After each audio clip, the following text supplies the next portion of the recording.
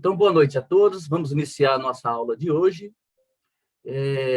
Também queremos dar boa noite a todos aqueles que estão assistindo pelo canal do YouTube, canal do GAEP. Sejam todos bem-vindos.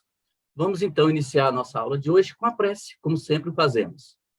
Então, nesse momento, concitamos a todos fechar seus olhos materiais, abrir os seus olhos espirituais, mentalizando a figura meiga de Jesus, agradecendo a seus mensageiros, maiormente a mentora Joana de Ângeles, por essa oportunidade bendita de aqui estarmos hoje, sorvendo os ensinamentos que estão contidos de uma forma implícita nas obras básicas da codificação kardeciana, mas que Joana de Ângeles, traçando o link com as psicologias, vem clarear todos esses ensinamentos de Kardec para que possamos startar o processo de autorrealização, de autoconhecimento, tão importante na nossa escalada evolutiva.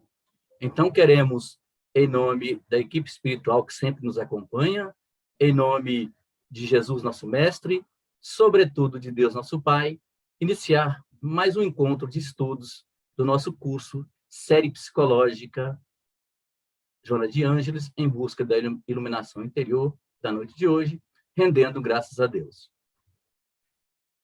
Então, meus irmãos, de imediato nós passamos a palavra para o Lelis, que vai iniciar o repasse da aula de hoje. É isso. A primeira parte ficou comigo, que é o confronto entre o ego e o self e mecanismos de defesa do ego, já que estamos iniciando hoje o módulo ego, no 14º encontro. E a segunda parte vai ficar com o nosso colega Eurípides. Então, vamos lá. Bem, o confronto entre o ego e o self é o de que vamos tratar nesses primeiros momentos.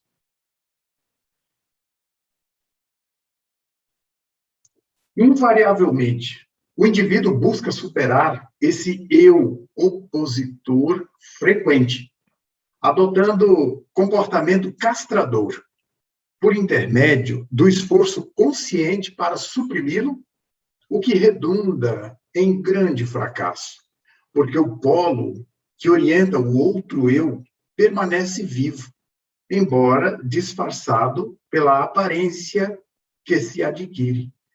Então, lembrem-se que nós estudamos nos encontros passados a sombra, a persona, e é disso que nós estamos falando aqui.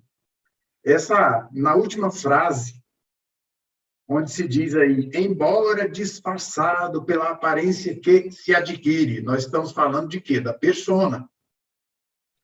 E o conteúdo que deveria, nesse caso, estar sendo integrado, reconhecido primeiramente, para depois ser integrado, são os conteúdos que o indivíduo busca reprimir, né? E isso sempre redunda em fracasso, porque o inconsciente ele tem uma necessidade muito grande de flutuar na consciência. E nos momentos de descuido, nós deixamos transparecer algo da sombra. Então, observem a tradução do pensamento da benfeitora nesse parágrafo, onde ela diz, repito, invariavelmente, ou seja, é muito comum o indivíduo buscar, né, superar o ego, essa oposição do ego, quando o ego mal estruturado age como opositor. Mas ele se opõe a quem? Né? Se o ego é uma instância de mim mesmo, desse eu que se reconhece a cada amanhecer como o mesmo que era ontem, eu. Então, tem um outro eu? Não. É um eu só, apenas que se manifesta em dois polos, o self e o ego. O self é o eu real, o ser imortal, a consciência, a totalidade da psique, enquanto que o ego é um fragmento da personalidade. É a parte, digamos, como já dissemos antes, a parte mais superficial, mais exterior da psique total. Então, quando esse ego ainda está mal estruturado, não educado, ele toma conta da área, né? E aí ele reprime os conteúdos desconhecidos ou reprimidos, aqueles que ele julga não convenientes a surgirem na área da consciência. Só que o que a gente costuma fazer é reprimir, suprimir, né? E a gente acaba fracassando, porque é como vocês viram no documentário, no filme O Efeito Sombra, aquela cena onde a moça tenta manter no fundo da água, na piscina, as bolas de praia. É preciso muita energia, um imenso esforço para manter esses conteúdos no fundo, fora da área da consciência. Então, a sombra existe no ser humano. A sombra existente no ser humano não deve ser combatida, senão diluída pela integração na sua realidade existencial. Ela desempenha, portanto, um papel fundamental no equilíbrio entre o ego e o self, no que resulta a unificação também dos polos quando se consegue a sua diluição. Mas o que vai diluir a sombra? Como você vê na imagem, é a integração. A nossa instância superior, o eu real, que Jung chamou de self, vai acolher, vai aprender a acolher esse conteúdo ignorado e muitas vezes esquecido e reprimido, que está na área do inconsciente que chamamos de sombra. Então, gente, um momentinho. Então, a cisão existente, defluente da fragmentação psicológica, deve avançar para a integração, a unidade. O ego, no conceito freudiano, conforme bem o define o dicionário Aurélio, é a parte mais superficial do id. O id de Freud é o inconsciente profundo, onde nós guardamos as nossas lembranças mais remotas do processo evolutivo desde os primórdios. Então, Freud chamou isso de id, a qual modificada, né, essa parte modificada por influência direta do mundo exterior por meio dos sentidos e, em consequência, tornada consciente, tem por funções a comprovação da realidade e a aceitação, mediante seleção e controle de parte dos desejos e exigências procedentes dos impulsos que emanam do id. Então, nele se encontram, portanto, os impositivos dos instintos, que se derivam do princípio do prazer e pela compulsão do desejo. Então, vejam, gostei quando a Anete Guimarães, a doutora Anete Guimarães, referiu uma pesquisa feita sobre um trecho da oração dominical, Pai Nosso, né, onde ela diz, não nos deixeis cair em tentação. Aí ela dá uma definição genial, que eu não vou me lembrar na íntegra agora, mas um fragmento da essência eu posso me lembrar, que é quando ela diz, cair em tentação é exatamente o momento em que, no descuido, por conta desses impulsos, né, o princípio do prazer e a compulsão ao desejo, o ego simplesmente é tomado de assalto por algo que lhe proporcione prazer imediato, e aí falta, ou não dá tempo, ou não está habituado ao discernimento, à avaliação do que pode e deve, do que pode, mas não deve, e também do que deve, mas não pode, e não se abstém para usar esse discernimento e cai em tentação, por fim. Então, seguindo aqui, a luta interna dos dois polos faz-se cruel, embora o ego aparente ignorá-la, mantendo uma superficial consciência do valor que se atribui, do poder que exterioriza, da condição com que se apresenta. Então, o que a gente faz? A gente assume, como foi dito lá atrás, uma aparência, mas, em algum momento, essa aparência, para nós, ela não existe. Fica o que Joana de Ângeles chama de conflito existencial. Essa divisão, essa dicotomia, essa cisão, né? Fragmentação psicológica. E essa fragmentação psicológica é exatamente isso. Num momento, nós somos um, no outro momento, nós somos outro, ou seja, muda o comportamento, muda a personalidade de acordo com o contexto. Então, a gente está falando aí de fragmentação da personalidade. Sendo o self o arquétipo básico da vida consciente, o princípio inteligente, ele é o somatório de todas as experiências evolutivas, sempre avançando na direção do estado luminoso. Então, esse é o sentido existencial. Esse é o sentido da vida, certo? Então, o self, que é o eu real, o ser reencarnado, o espírito imortal, que Jung chamou de self, ele tem como objetivo primacial a evolução. A cada existência, um novo estágio, uma nova etapa. E a cada existência, um ego edificado, estruturado para aquele contexto, para aquela necessidade evolutiva, com os pais que precisam, no local que precisa, na cultura que vai ajudá-lo. Todo o contexto que o cerca está elaborado pela consciência cósmica para favorecê-lo nesse processo evolutivo. Então, sempre na direção do estado luminoso. Bem, então, a sombra, né, ela deve ser conscientizada.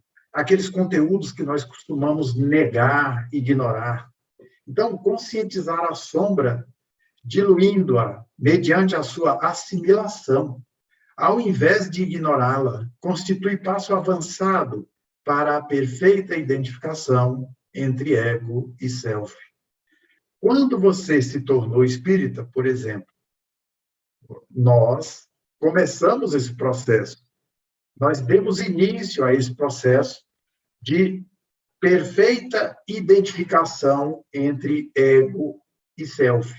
Ou seja, entre o eu no estado de vigília, que é o ego, e o eu espírito, que fica parcialmente liberto durante as horas de sono. Claro que a depender do interesse, como disse Jesus, onde estiver o vosso tesouro, aí estará o vosso coração.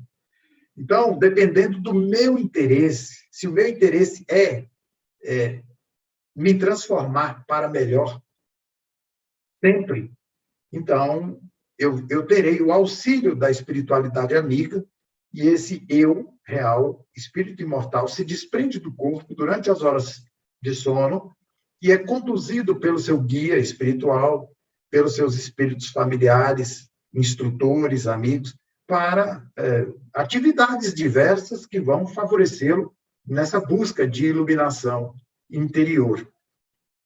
Então, durante o estado de vigília, cabe a cada um de nós nos conscientizarmos dos conteúdos da sombra que negamos.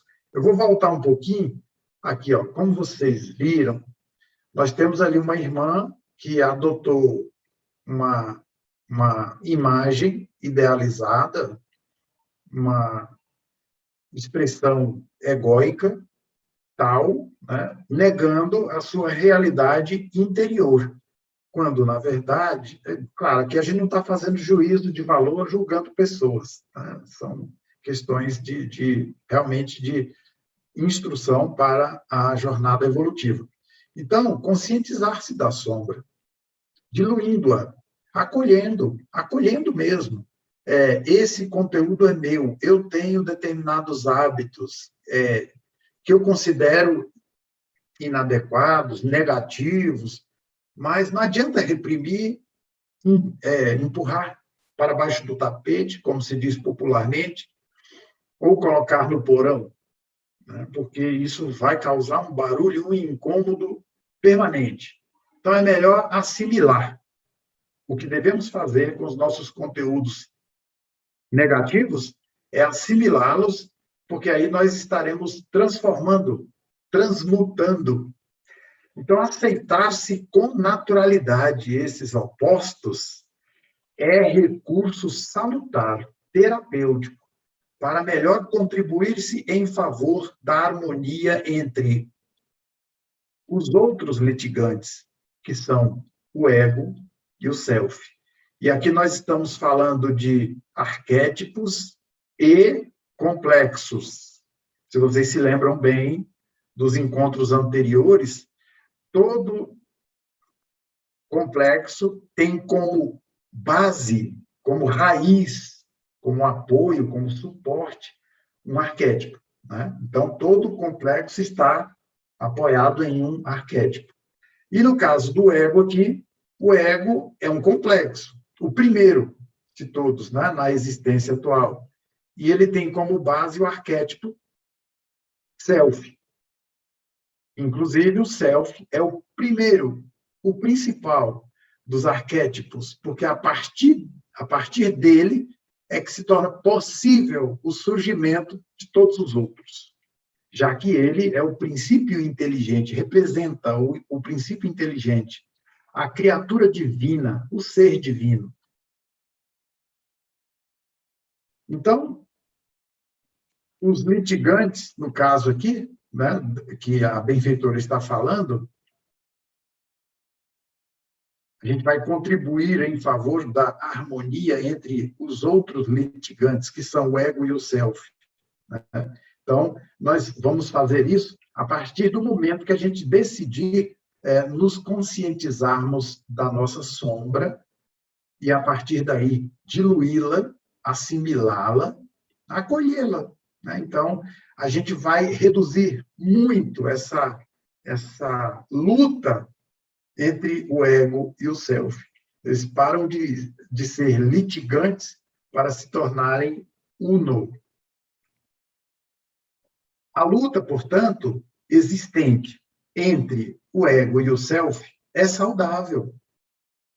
É saudável. Por significar atividade contínua no processo de crescimento e não postura estática, amorfa, que representa uma quase morte psicológica do ser existencial. Então, observe que enquanto a gente estiver, nós todos, né, estivermos nessa luta, ou seja, buscando a nossa iluminação, buscando colocar o ego a serviço do self, e não como senhor da consciência, a função é preciso lembrar que a função do ego é exatamente de servidor.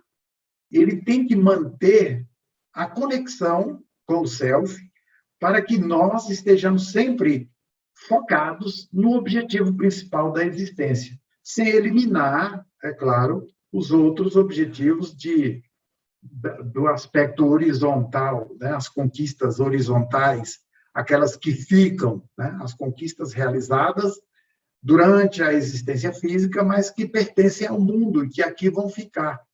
E o que mais das vezes acontece é que nós invertemos as coisas. O ego toma conta da área da consciência, nós nos concentramos apenas nas conquistas horizontais da experiência física e nos esquecemos das conquistas de ordem vertical, né? De desenvolvimento do ser imortal que somos, ou seja, as virtudes que devem ser desenvolvidas e todas as faculdades do Espírito Eterno que estão para ser desenvolvidas. Então, as conquistas do mundo material não passam de recursos pedagógicos de exercício da consciência, de exercício da inteligência, desculpe, e por isso que devemos nos conscientizar primeiro e sempre lembrar qual é o objetivo da existência, para que lutamos diuturnamente pelo nosso conforto, pela a nossa melhora no aspecto existencial. Tem um objetivo maior, né? Então, gente, humanizar-se, do ponto de vista psicológico, é integrar-se. Jesus Cristo foi peremptório, demonstrando a sua perfeita integração com o Pai, quando anunciou: eu e o Pai somos um, dando lugar à perfeita identificação entre ambos, aos comportamentos nobres, às propostas libertadoras, sem polos de oposição. Então, Jesus não tinha nenhum conflito. Ele tinha uma conexão direta e plenamente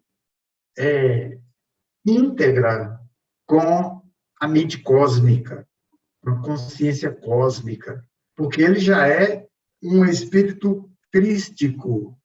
Então, ele já é uno, já unificou. Sombra, que já não tinha quando ele esteve entre nós, já não existia sombra. Ego. Enfim, Jesus é o ser integral, né? Ele veio exatamente se mostrar como modelo de perfeição, o qual devemos buscar e alcançar. A perfeita união entre ego e self. Então, agora, gente, nós vamos passar para um outro tópico, mecanismos de defesa do ego, que é exatamente a ação do ego para evitar essa integração. Por isso ele é chamado de opositor. E aqui nós vamos, a benfeitora colocou no livro O Ser Consciente, capítulo 26, apenas alguns. 5, são vários, mas ela colocou os principais para que a gente saiba, de início, como o ego desestruturado, não educado, trabalha contra essa integração, contra essa digamos, unificação, né, do self-ego, a estruturação do eixo ego-self, a harmonia entre ambos. Então, habituado ao não enfrentamento com o self, o ego camufla a sua resistência à aceitação da realidade profunda, elaborando mecanismos escapistas, de forma a preservar o seu domínio na pessoa ou na personalidade que está na mesma. Desse modo, podemos enumerar alguns desses instrumentos do ego, para ocultar-lhe a realidade, facultando-lhe a fuga do enfrentamento com o seu eu profundo, que é o self. Mas como? Compensação, deslocamento, projeção, introjeção e racionalização. Para quem nunca ouviu falar desses conceitos, nós vamos procurar detalhar um pouquinho mais.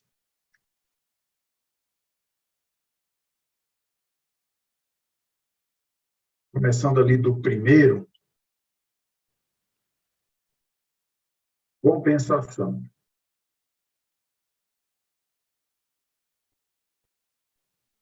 Bem, antes de ler aqui, gente, foi o admirável pai da psicanálise individual, Alfred Adler, e percebendo que um órgão deficitário, um órgão do corpo, é substituído pelo seu par, por exemplo, um pulmão enfermo ou um rim doente. Ele estabeleceu, portanto, que ocorre uma compensação correspondente na área psicológica. Já que, quando nós temos um rim deficitário, o outro compensa, ou um pulmão deficitário, o outro compensa. Então, ele determinou, estabeleceu que na área psicológica ocorre fenômeno semelhante. Então, essa compensação, no caso do mecanismo de defesa do ego, ocorre da seguinte forma: essa compensação se enraiza nos fulcros de algum conflito, nos leva a enxergar determinada tendência como fenômeno inconsciente que nos demonstra o contrário. O excesso de devotamento a uma causa ou ideia é a compensação ao medo inconsciente de sustentá-lo. Então, vamos continuar aqui. O fanatismo, por exemplo, resulta da insegurança interior. E o indivíduo se torna fanático por uma determinada ideologia ou religião, seja o que for. Ele, na verdade, não se sente seguro, ele não está seguro da verdade, entre aspas, que ele prega. Então, ele agarra o ego, agarra a ideia com muita força. Como foi dita a palavra mais adequada, é fanatismo. Então, é uma insegurança interior não consciente pela legitimidade daquilo em que se pensa acreditar. Desse modo, compensando-se, né? Então, isso é uma artimanha do ego para não aceitar aquilo que seja real, verdadeiro. Porque, por várias razões, talvez não convenha, né? Então, há sempre um exagero, um superdesenvolvimento compensador, quando, de forma inconsciente, se estabelece um conflito por adoção de uma crença em algo sem convicção. O excesso de pudor, a exigência de pureza, né? Essas pessoas muito puritanas, né? Que exigem decência na conduta alheia e até na própria, provavelmente são compensações por exorbitantes desejos sexuais, por exemplo, reprimidos, e anelos de gozos promíscuos, vigentes no ser profundo, quer dizer, está no self. Quando a gente fala self, espírito imortal, alguns podem ter uma ideia inicial de que é o espírito só virtude. Não. O espírito foi criado simples e ignorante, e ele tem uma trajetória evolutiva. E nessa trajetória evolutiva, ele vai acumulando prós e contras. Ele tem aspectos positivos e negativos, virtudes e vícios. Então, a reencarnação, ela tem esse objetivo, de purificar o espírito a pouco e pouco, como diz a benfeitora Joana de Ângeles, né? Então, sem dúvida, não se aplica à generalidade das pessoas corretas e púdicas, tá? Tem gente que realmente tem uma conduta correta, porque já conquistou a virtude, já desenvolveu as qualidades, mas muitos de nós estamos compensando mesmo, é compensação, tentando esconder a nossa verdadeira realidade. Aquela senhora, por exemplo, que vê a moça chegar com um batom vermelho, loura, né? Aquele cabelo encaracolado, toda elegante, saia curta, aí ela começa a criticar, aquela crítica ácida, né? Então, pode ser aí uma compensação daquilo que ela desejaria fazer, mas não pode, não se permite. Então, vamos para o segundo, são 5, né? Vamos agora para o segundo, que é o deslocamento. O deslocamento é o seguinte: quando você diz no popular, chutei o balde, eu fiquei com muita raiva e enfiei o pé na jaca e tal. São metáforas que ilustram muito bem o deslocamento, né? Então, quando se experimenta um sentimento de revolta ou de animosidade contra alguém ou alguma coisa, mas que as circunstâncias não permitem expressar, o que o ego faz? Desloca-o para reações de violência contra objetos que são quebrados, ou outras pessoas não envolvidas na problemática, de preferência alguém mais fraquinho, né? Então, você vê que, geralmente, o indivíduo leva uma bronca do chefe, aí ele fica indignado, aí, de repente, ele não encontra ninguém pela frente, aí chega à sua casa e desconta na esposa ou no marido, aí a esposa ou o marido, por sua vez, vai e desconta no outro mais fraquinho, talvez o filho, tal. E o filho vai dar um chute no gato ou no cachorro, e assim a coisa se desencadeia, o deslocamento vai passando, né? Então, esse é o segundo mecanismo de defesa do ego. Vamos para a projeção agora, então. A repressão inconsciente dos conflitos da personalidade leva o ego a projetá-los nos outros indivíduos, nas circunstâncias e lugares, evadindo-se a aceitação dos erros e da responsabilidade por eles. Então, digamos, nós fazemos uma imagem idealizada de nós mesmos, talvez resultado de um complexo de inferioridade ou de um perfeccionismo, porque nós temos perfeccionismo e temos também o toque, né? Perfeccionismo e toque, que é o transtorno obsessivo-compulsivo, eles são muito semelhantes, eles se encontram, se confundem. E tudo pode ter origem nas exigências sociais, desde a família. O indivíduo acha que tem que ser, poxa, todo mundo fala que eu sou muito inteligente, então isso acaba se tornando uma pressão social. E aí o indivíduo se torna perfeccionista, cria uma imagem rígida, uma persona muito rígida de si mesmo, que ele tem que ser o inteligente, tem que ser o perfeito, então ele não pode errar. Então, ele não tem maus hábitos, né? Na imagem idealizada, não tem defeitos, vamos dizer assim. Então, a repressão inconsciente dos conflitos, esse é né, o complexo de inferioridade da personalidade, leva o ego a projetá-los nos outros indivíduos, nas circunstâncias ou nos lugares. Ou seja, eu não cometi esse erro, isso aconteceu por isso, por aquilo, por outra razão que não eu, né? Então, criticar, por exemplo, alguém, nossa, como o fulano é preguiçoso, eu nunca vi coisa igual, é preguiçoso demais. Pode ser que o indivíduo, nessa situação, ele esteja falando da sua própria preguiça projetada no outro. É um exemplo, né? Então, o erro cometido, né, vai ser... não fui eu, né?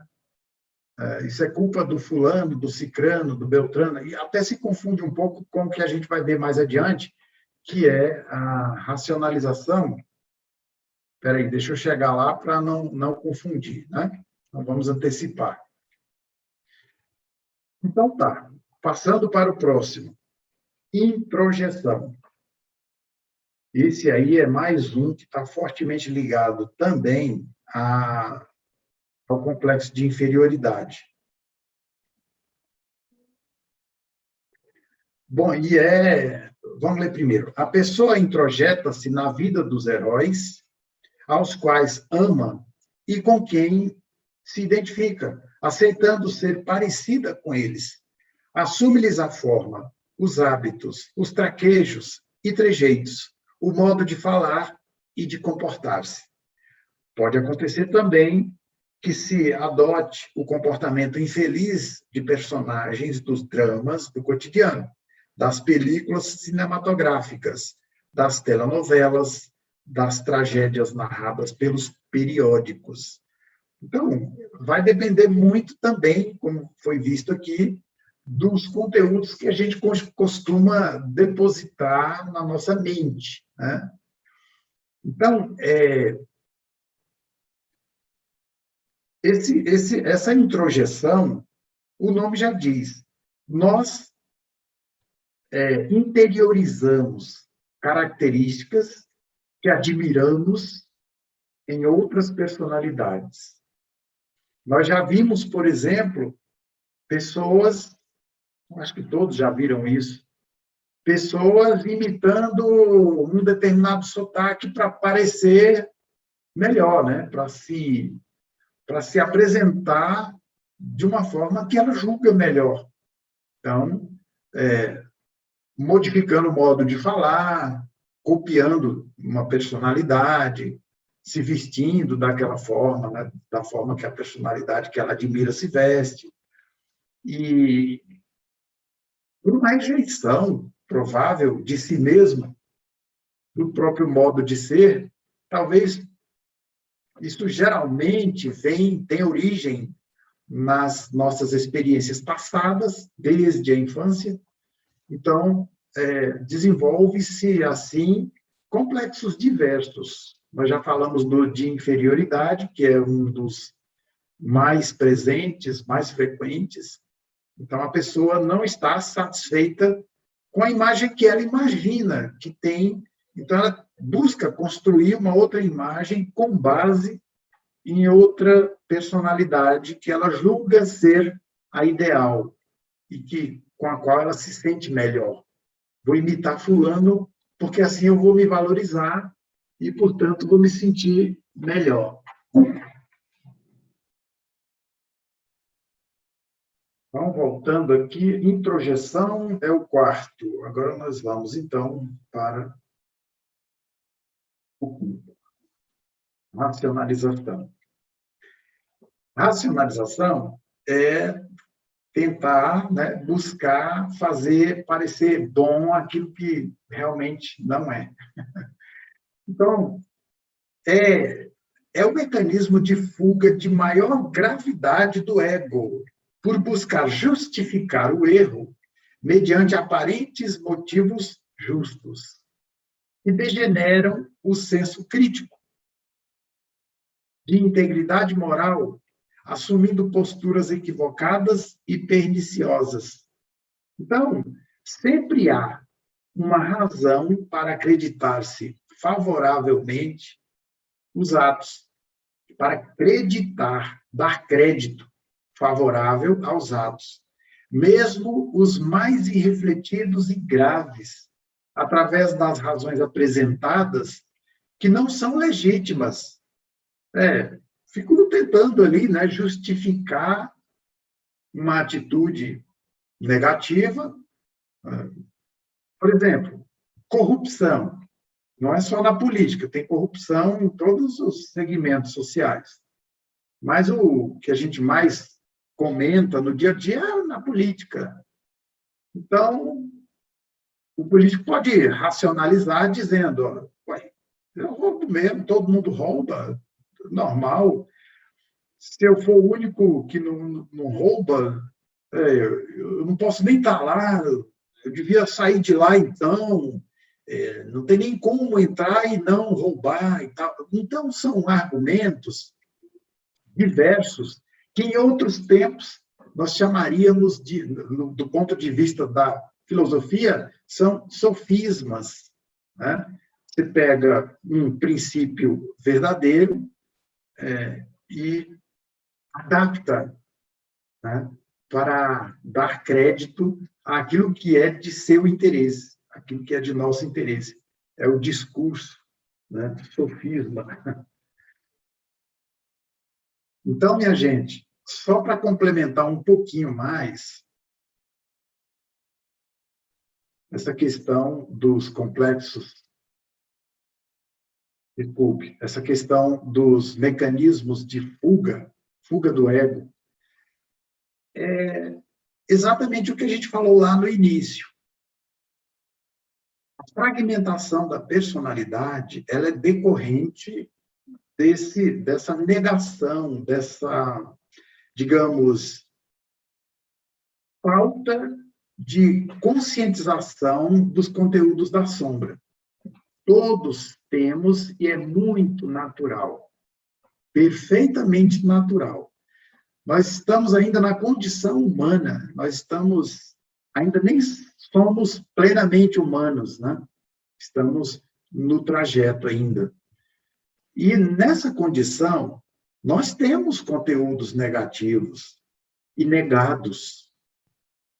Mas a ideia é que a gente faça o que Santo Agostinho sugeriu na questão 919A do Livro dos Espíritos. É um método muitíssimo simples, porém eficaz. Aquele de começar da última hora, ou seja, a hora anterior, uma hora atrás, tudo que eu fiz durante o dia. E vou retornando, vou regredindo até chegar na primeira hora do dia, fazendo um balanço, uma análise, se possível até anotando, escrevendo, das nossas ações, de como agimos. Aí nós vamos, sem ignorar os conteúdos reprimidos, os conteúdos da sombra, pelo contrário, acolhendo-os, é que nós vamos diluindo, colocando luz na sombra e, portanto, diluindo a sombra. E esses mecanismos de defesa, com isso, eles vão sumindo, eles vão diminuindo, nós vamos adquirindo o controle por conta dessa conexão entre o ser real que sou, reencarnado, e o meu ego, essa parte mais rasa do ser que se apresenta para o mundo externo, para o mundo exterior, para os outros egos. Então, quando esse ego está bem estruturado, educado ou se educando, ele passa a se manifestar de forma mais autêntica, sem disfarces, sem máscaras. A persona é necessária, nós vimos isso nos encontros anteriores, porque é uma proteção, porque nós temos pensamentos, nós temos sentimentos, ideias, e muitas vezes incompatíveis com o contexto, com o ambiente onde nos encontramos. Então, a persona ela deve servir para isso, como proteção, para que a gente não crie atritos e conflitos onde estivermos com as pessoas que estivermos. Mas é isso, é o aspecto positivo da persona. Mas, quando o ego se identifica com a persona, aí sim, aí é que está o problema. E aí ele vai usar todos esses mecanismos de defesa e os outros demais que a gente não apresentou aqui, porque tomaria muito tempo, mas vocês verão, pesquisando na internet, na bibliografia, nas referências de estudo, referências bibliográficas, os demais complexos, que são muitos. Então, a ideia é estabelecer essa conexão entre ego e self, ou seja, eu mesmo. Eu em estado de vigília e eu, espírito. Eu devo estar consciente da minha imortalidade, do meu aspecto transcendente, de que eu estou encarnado. Eu não devo me identificar com o meu corpo, embora devo abençoá-lo como veículo divino abençoado, um templo ao qual eu devo muito respeito e devo por ele zelar, mas sem apego. Eu não sou o corpo. O corpo é transitório. Eu sou espírito imortal. E o ego, ele nasce praticamente junto com o corpo, mas ele tem começo e fim, assim como o corpo.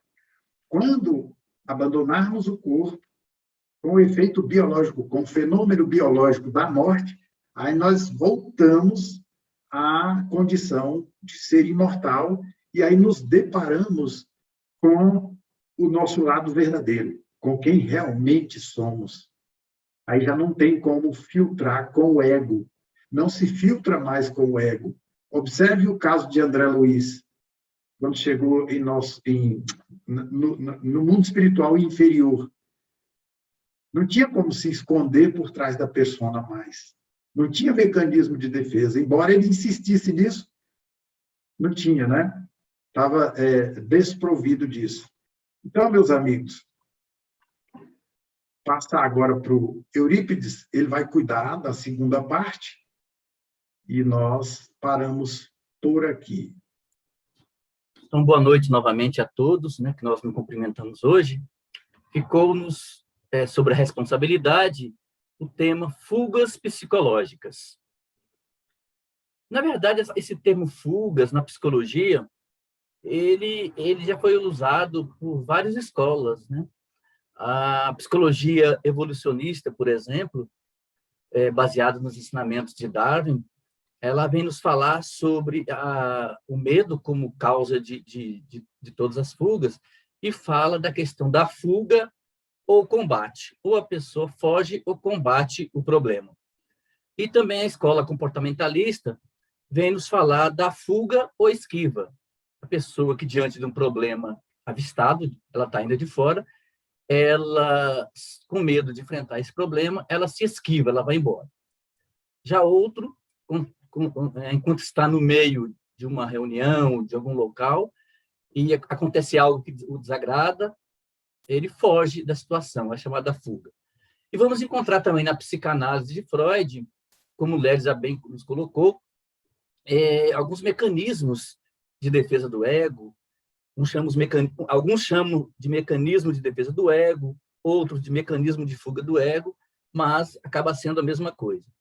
Mas quem desenvolveu muito bem os mecanismos de defesa do ego foi a filha dele, né, a Anna Freud, que realmente colocou estrutura e desenvolveu com profundidade sobre os mecanismos de defesa. Então, fuga psicológica. Passar, por exemplo, por momentos de fuga é algo natural. É algo natural do ser humano. E, provavelmente, cada um de nós aqui já vivenciamos alguns desses momentos, não é mesmo? Então, a fuga psicológica, ela nada mais é do que usar algum recurso, vamos citar, por exemplo, aqui as redes sociais, está em voga hoje, o próprio trabalho, a comida, a bebida, jogos, para se desconectar de algum problema ou situação. Que deseja evitar, é claro, né?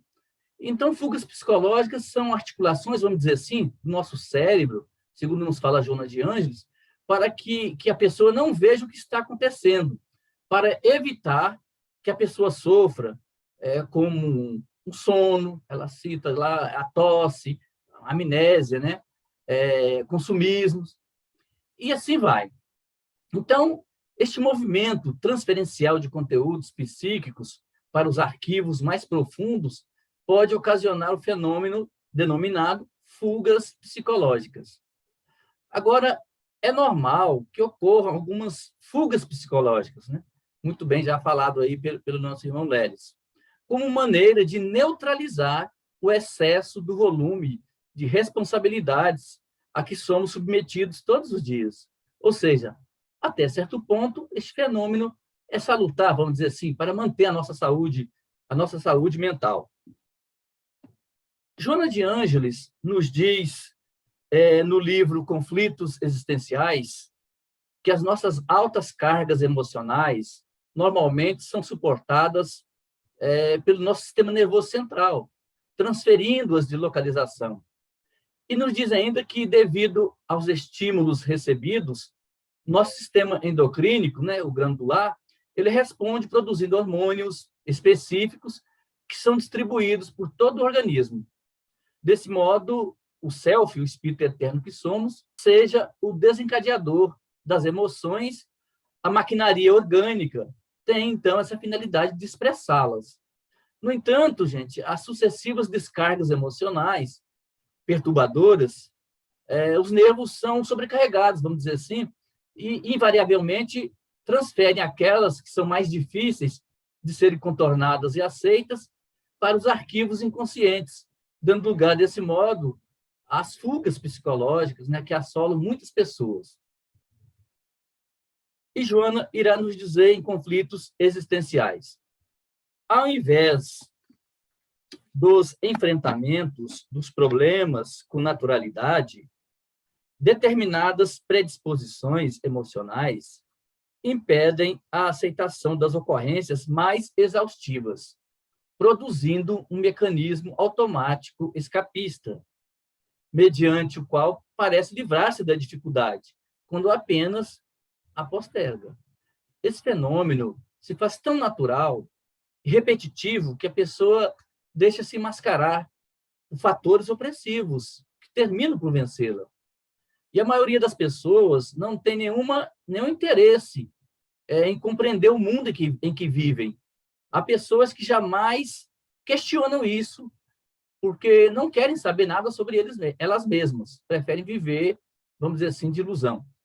Mas umas estão empenhadas em desfrutar do mundo sem questionamentos. Outras, apáticas, longe de compreender, vivem o viver, vamos dizer assim. São criaturas que agem impensadamente, sem medir o alcance de suas palavras, de suas atitudes. Então, gente, ninguém cresce ou se desenvolve evitando esforços. Isso a gente tem visto, né, nas nossas vidas, no nosso mundo de relação, no nosso mundo interior. Essa, na verdade, é uma lei da vida, né? É uma lei da vida. E Joana nos fala que existem, o Lelis até comentou isso hoje, que existem departamentos seletivos da nossa mente que bloqueiam automaticamente muitas ações desagradáveis, que são arquivadas em setores especiais, mesmo antes de serem analisadas devidamente. Assim, em face dessa conduta, vamos dizer assim, escamoteadora, surgem os mecanismos de transferência de responsabilidade, de ausência, de discernimento, de fugas variadas na área psicológica. Então, diante dos grandes desafios para os quais o indivíduo não se sente equipado, às vezes foge para atitudes levianas, atitudes irresponsáveis, como se estivesse agindo de forma correta. Às vezes, a necessidade de evasão é tão forte que pode levar a pessoa a um estágio de esquecimento dos compromissos difíceis, evidenciando conduta incompatível com a dignidade e o bom tom. Pode-se dizer também que alguns estados pré-depressivos, igualmente, decorrem da incapacidade de serem resolvidos os desafios existenciais e facultam o indivíduo a esconder-se no medo que o leva, vamos dizer assim, a esse mutismo, ao afastamento do convívio social e familiar. É uma forma de poupar-se a qualquer tipo de sofrimento. E Joana vai nos dizer o seguinte: o ser humano encontra-se equipado de recursos preciosos que devem ser aplicados no cotidiano, de forma que se ampliem as possibilidades nele latentes, expressando a potencialidade divina de que se encontra constituído. Então, precisamos despertar para o ser de luz que há em nós. Temos todas as condições de fazer coisas boas para nós mesmos e para os outros. E Deus nos dá os meios para vencer o medo dos nossos sentimentos. A culpa, ela pode se transformar em perdão. O próprio medo pode servir de estímulo para o nosso avanço contínuo. A incerteza pode converter-se em certeza. O ressentimento se transformar em amizade. E o estresse pode se transformar em alegria. Então, toda vez que se tenta evitar esforço e luta, opera-se em sentido contrário às leis. Toda vez que se tenta evitar esforço e luta, opera-se em sentido contrário às leis da vida, que impõem movimento e ação como recursos de crescimento psicológico, moral, intelectual e espiritual. Então, ninguém cresce ou se desenvolve em estado de paralisia. Então, a indiferença é um recurso de fuga psicológica de quem se sente incapaz de competir ou de aceitar o insucesso da pretensão objetivada. Então, está aí. Ninguém cresce ou se desenvolve em estado de paralisia. A vida é dinâmica. Para crescer, para desenvolver, nós temos também que sermos dinâmicos. Não podemos ficar esperando que as coisas caem do céu para cada um de nós. E Joana vai nos dizer, é normal que ocorram algumas fugas psicológicas no dia a dia da existência humana, em forma de recurso neutralizador do excessivo volume de informações que bombardeiam o indivíduo através dos diversos veículos de comunicação de massa, das conversações raramente edificantes, das convivências impermissas. Então, nesse movimento de fuga psicológica, pode-se exemplificar indivíduos que esquecem os compromissos existenciais, morais. Eu sou eterno mesmo, vou deixar para a próxima reencarnação. Por enquanto, eu vou viver assim. Então, são aqueles que acham que estão acima da lei, ou que não precisam esperar nas filas, ou se iludem achando que merece atendimento preferencial, em detrimento dos outros. Outro exemplo de fuga psicológica, as agressões verbais contra o próximo, pois não se pode conviver com a felicidade, o crescimento, a liberdade do outro. Pensam assim essas pessoas, né? Em outras palavras, se estou sofrendo, estou infeliz, também o resto estará infeliz da mesma forma. Então, saúde mental e emocional, por extensão, física também, será sempre o resultado de equilíbrio psicofísico que deve vigiar nos indivíduos, em todos nós, que trabalhamos interiormente, cultivando o otimismo e a confiança, uma confiança até irrestrita em Deus e na vida. Mais adiante, Joana vai nos dizer, agora no livro Psicologia da Gratidão, lá no capítulo 6, nos fala ela. Cada pessoa experiencia as emoções que dizem respeito ao nível de consciência em que estagia, não conseguindo, de um para outro momento, ultrapassá-lo. Diante desse acontecimento, os conflitos existenciais e as fugas psicológicas exercem um papel determinante no seu comportamento. Quais os comportamentos e atitudes, né, que eu tomo diante de uma crise, de um conflito? Será que eu me isolo? Será que eu vou fazer compras? Será que eu vou ao centro espírita? Será que eu reclamo para fulano, para Beltrano, para ciclano? Será que eu durmo para fugir? Será que eu culpo alguém? Ou será que eu como exageradamente? Ou então, será que eu faço atividades físicas? Será que eu tenho uma atitude consciente? Me autorresponsabilizo? Vou ao médico, psicólogo, terapeuta? No primeiro momento, devemos avaliar quais são as crises que nós vivenciamos. No outro momento, devemos nos questionar quais são as minhas atitudes?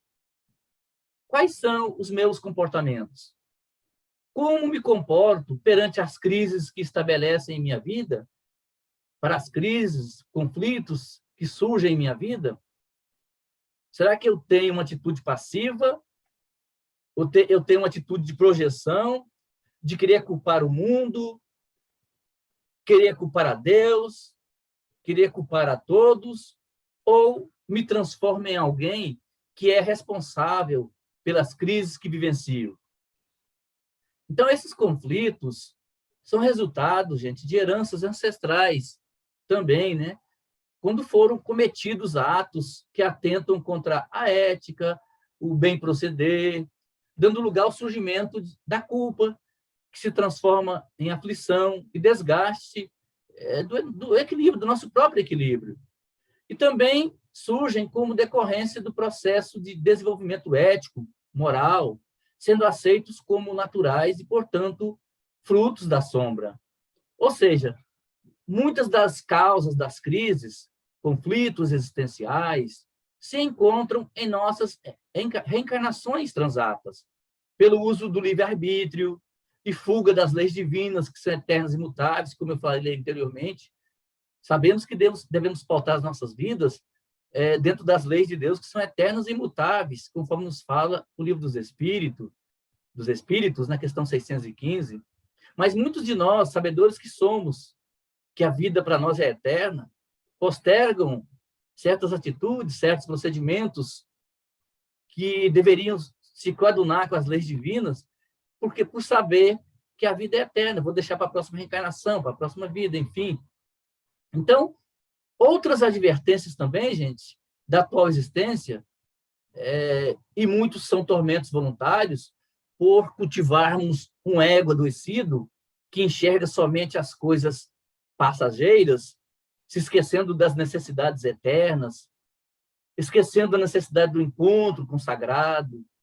Então, se a minha atitude é passiva, de espera somente, eu devo modificar esse estado de coisas. A minha atitude deve ser mais dinâmica, ela deve ser ativa, ela deve ser proativa. Quando despertarmos nossa consciência, transformamos o mundo em nós e então perceberemos que não eram propriamente nossos conflitos que pesavam tanto, e sim nossa maneira de vê-los e senti-los, nossos maus hábitos. Lembremos que Deus, nosso Pai, Criador e Incriado de todas as coisas, não coloca fardos pesados em ombros fracos. Os fardos são proporcionais às forças, como a fé o será, a coragem e resignação. Então, não permitamos que nossas emoções nos abalem, os pensamentos se embaralhem. Tenha paciência nas dificuldades, confiança no futuro, creia na bondade de Deus. O próprio livro dos Espíritos fala que Deus é soberanamente justo e bom, são os atributos de Deus. Nós estamos sujeitos à lei de causa e efeito, mas também existe a misericórdia divina, intercedendo em nosso favor. Então, nós temos que acreditar no aprendizado, nós temos que lutar, nós temos que estudar e evoluir. É claro, como o Zé Wilson colocou no chat, tudo isso ninguém se torna santo de hoje para amanhã. A nossa evolução é paulatina, ela é homeopática, né? É pouco a pouco. Nós temos que caminhar sempre, mas com racionalidade, sem querer colocar a carroça na frente dos cavalos, não é mesmo? E ela nos diz, em Psicologia da Gratidão ainda, torna-se urgente e indispensável a busca de ajuda psicoterapêutica, a fim de poder distinguir de maneira saudável o que é melhor para a conquista da alegria de viver. Então, a busca por uma terapia, né, por uma psicoterapia, é de suma importância quando esses processos de fuga se tornam tão contumazes, tão profundos. Então, as diretrizes que devemos adotar na psicoterapia serão dadas pelo profissional, para a gente poder conseguir vencer os obstáculos internos que já estão se expressando de forma ameaçadora. Então, não podemos descartar, em hipótese alguma, caros irmãos, a ajuda de um profissional, de um psicoterapeuta, nos tratamentos dos conflitos emocionais, nas crises existenciais, né? Principalmente se tornarem contumazes. Mas as batalhas mais difíceis, guardemos isso, tá? De ser vitoriosas, são aquelas que travamos na parte mais profunda da psique, mais profunda do nosso ser. Deste modo, em que nos propomos alcançar as motivações necessárias para o prosseguimento da existência aqui na crosta terrestre, dentro dos padrões da normalidade, vamos dizer assim, tendo em vista que para haver um comportamento equilibrado, é necessário que as informações emocionais se encontrem estabelecidas sob o comando e a inspiração dos anseios elevados e pacificadores. No Evangelho segundo o Espiritismo, no capítulo 17, quando nos fala sobre os caracteres da perfeição, nós, quando estamos lendo aqueles caracteres de um homem de bem, ficamos ruborizados porque entendemos que não praticamos ainda nada daquilo que o Espírito está elencando para nós. Mas ele parece que, penetrando no nosso inconsciente, no último parágrafo, eles escrevem: não ficam aqui enumeradas todas as características de um homem de bem, mas aquele que se esforçar por seguir uma delas No caminho se encontra que o levará até as demais. Então, todo o processo evolutivo é lento. Nós somos construtores da nossa própria evolução, mas é tudo a par e passos. Cada coisa tem um momento exato. É claro que não devemos deixar para depois o que nós podemos fazer hoje, mas fazer de forma racional, de forma harmônica, para que realmente possamos evolver um tanto mais. Então, a proposta da doutrina espírita é conduzir o indivíduo à reflexão, à aquisição de novos hábitos, sem amarras, com os fracassos que ficaram no passado. O passado é passado, ele não pode influenciar maleficamente o nosso presente. Nós temos que absorver o que nos aconteceu no passado como forma de ensinamento para que modifiquemos nosso presente com vistas a um futuro melhor. Então, o ser humano é todo um feixe de emoções, né? Muitos dizem que não são nós que temos as emoções, são as emoções que nos têm, né? Muitos de nós estamos levados excessivamente pelas emoções. Então, o ser humano é esse feixe de emoções que necessitam ser bem direcionadas e que o conhecimento, aliado à educação moral, se encarrega de transformar em vivência. E Joana irá nos dizer mais uma vez. Toda vez quando surge um conflito, ou seja, uma crise, uma mudança, né, um conflito que tem lugar em uma fase qualquer da nossa vida, vamos dizer assim, que se expressa em forma de aflição e de insegurança emocional, torna-se necessário um enfrentamento lógico e frontal com este, de modo que possa libertar-se mediante o uso da razão e do ajustamento psicológico que se fazem necessários. Então, gente, são distúrbios dessa natureza que empurram a pessoa para o vício, para a dependência de drogas aditivas, para as fugas da realidade com transferência de responsabilidade para os outros. Algumas fugas se transformam em vícios maiores, como o alcoolismo, as drogas ou o jogo. Por isso é cada vez mais importante observar para onde alguns comportamentos momentâneos podem estar caminhando, não é mesmo? Muitas pessoas, por exemplo, o álcool, não, eu vou tomar um álcool aqui, que é para poder relaxar, que eu estou muito estressado. Então, a pessoa toma uma quantia de álcool, daqui a pouco ela toma outra quantia, eu estou estressado ainda, toma outra, no outro dia toma também. Isso se torna contumaz, se torna um vício que, na verdade, é uma fuga para algo que a pessoa não quer enfrentar. E isso, de uma forma muito profunda, esse vício execrável pode levar até a desencarnação. E a pessoa, não raras vezes, né, vamos dizer assim, assume atitude infeliz e acredita que tudo quanto lhe ocorre é resultado da antipatia que os outros lhe demonstram, em um outro caso, e refugiando-se, vamos dizer assim, nos escuros porões da comodidade. Então, não empregando esforços para a luta, que deve ser travada, diluindo as desculpas e justificativas pelo estado doentio que nos possui, para logo iniciar o esforço de compartilhar as atividades do grupo social, ajustando-se e modificando-se a ótica de observação dos fatos.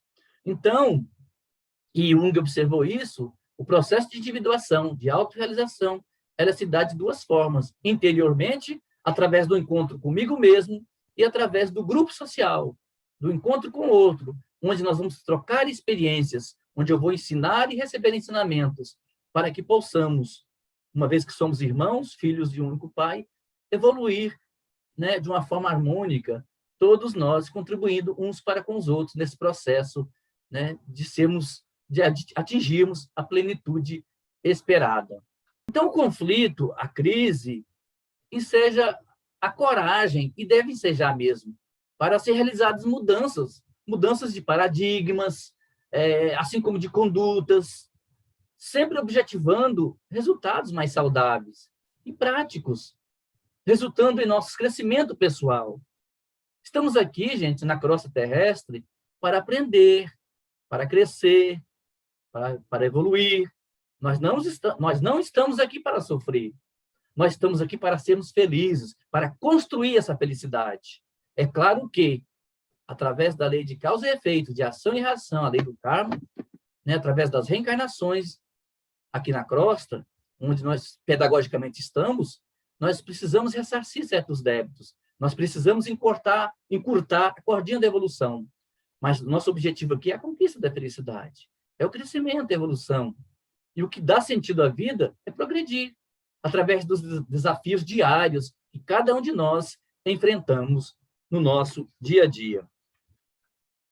Mais adiante, a nossa mentora irá nos dizer: a gratidão constitui bênção de amadurecimento psicológico e felicita o espírito, facultando-lhe ampliar os sentimentos de amor e de compaixão, porque reconhece todos os bens de que desfruta, mesmo quando alguma circunstância menos feliz se apresenta. Então, a gratidão não se expressa quando tudo transcorre bem e comodamente, tá? Mas, especialmente, gente, quando o testemunho e a dor se apresentam, convidando a reflexão. Então, nós temos que ser gratos ao Pai pelos benefícios recebidos, pelo bem que se nos chegou, pelo mal que não nos foi acometido, tá? Nós temos, e mesmo que o mal chega, vamos agradecer por ele, porque ele é uma lição, né? O mal, o sofrimento também que nos chega deve ser aceito, né? E também agradecido a Deus nosso Pai, porque Ele nos faz crescer, nos faz remir, nos faz relacionar com o outro, nos faz crescer. Então, nós temos que ser gratos a todos os momentos, né, de nossas vidas, pelo que nós já temos, pelo que nós já conquistamos, por estarmos aqui, nesse planeta de expiações e provas, a caminho da regeneração, por poder fazer parte também desse processo de crescimento da humanidade. Então, todo ser humano existe para a realização de crescimento interior. E a busca da harmonia é inevitável. Queremos ou não, nós estamos buscando essa harmonia.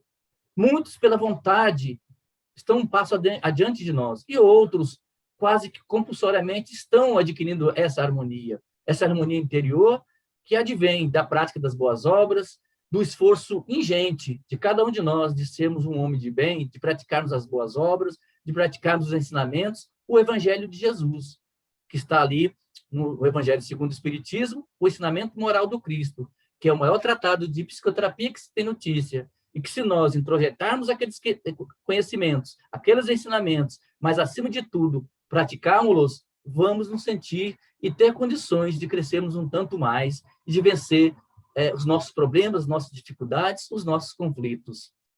Então, cada vitória, gente, que se apresenta, servirá de base para a força moral de outros companheiros da jornada, outros companheiros que estão em nosso derredor. Então, nós temos que ter sempre isso em mente, né? Mais adiante, Joana de Ângeles irá nos dizer: a necessidade dos enfrentamentos faz parte da existência humana. Isso, necessidade dos enfrentamentos faz parte da existência humana, sem os quais o processo de crescimento interior ficaria interrompido, dando lugar a transtornos profundos de comportamento, que se transformaria em patologia, né, em doença de difícil solução. Então, nós temos que guardar, gente, que o ser humano, nós, possuímos tesouros íntimos inigualáveis, né?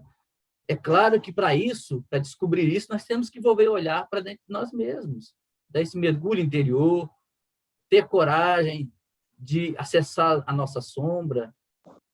Nós praticamente não conhecemos nada da nossa sombra, porque nós não temos o hábito da meditação, da introspecção, de volver a olhar para dentro de nós mesmos, para poder desenvolver potencialidades que estão ali latentes, que basta que o ego, a personalidade que somos, se predisponha a esse mergulho interior.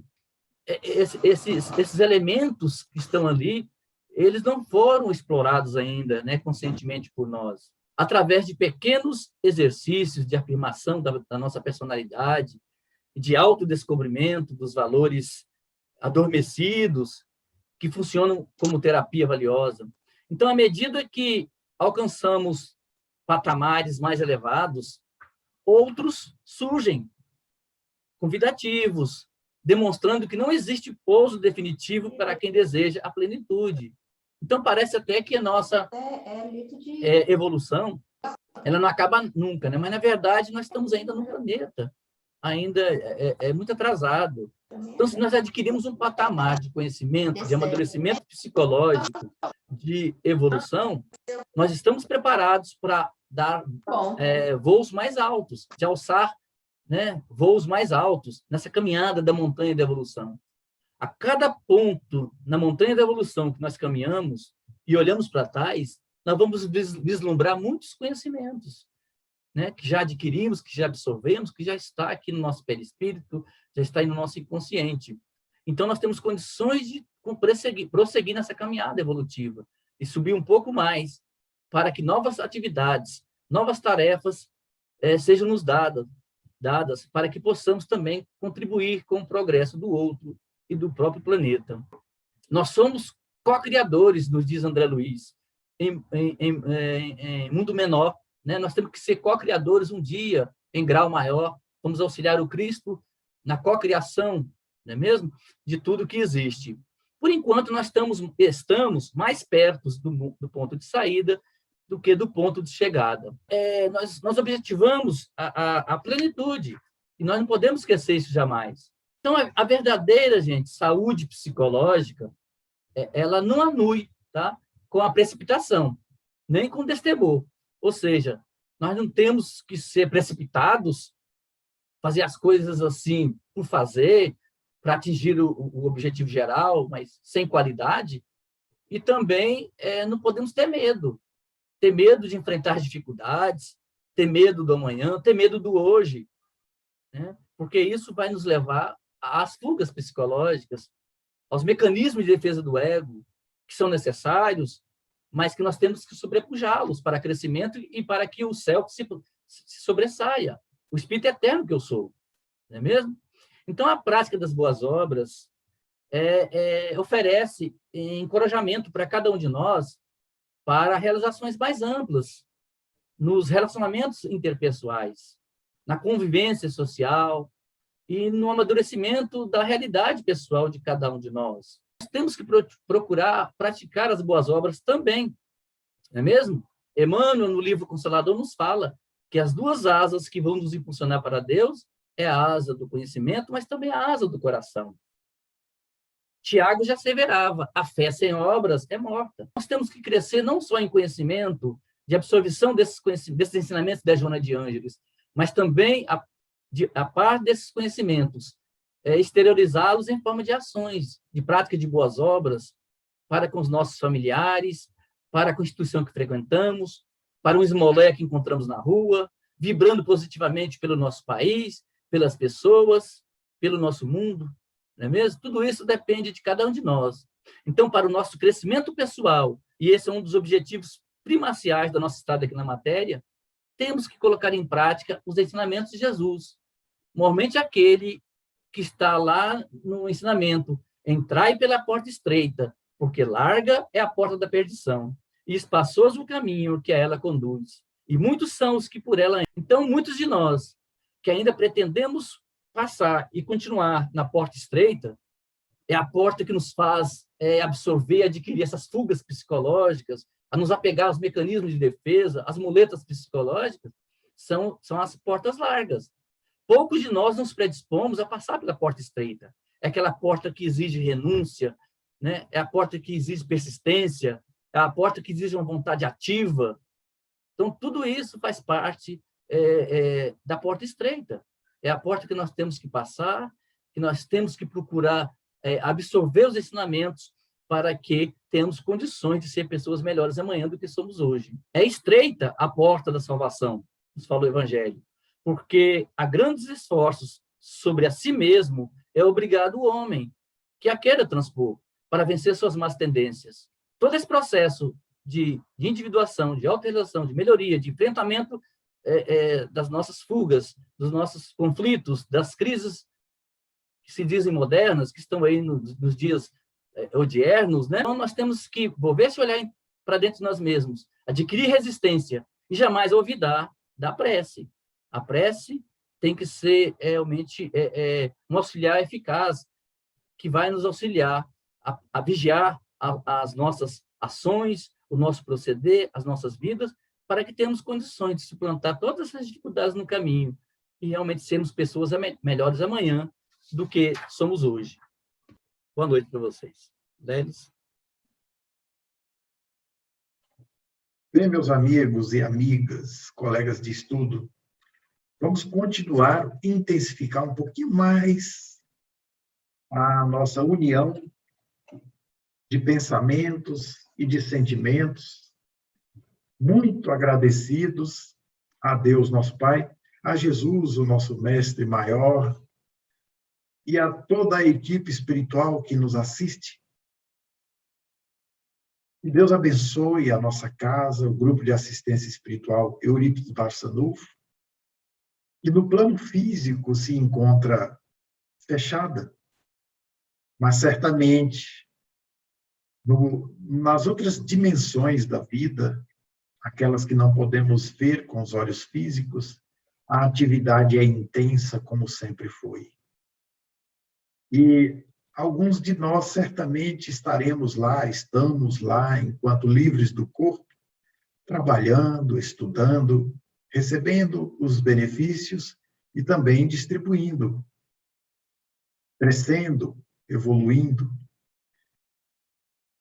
Cônscios do nosso dever, enquanto espíritos imortais, rogamos a Jesus que nos dê disposição e coragem para prosseguir nos estudos e nas ações benéficas, que possamos, Senhor, sempre guiados pela vossa mão amiga, pelo amor infinito de Deus, nosso Pai, continuarmos focados no objetivo da existência física, no principal objetivo, que é a nossa evolução, a conquista do amor, do alo-amor e do alto-amor.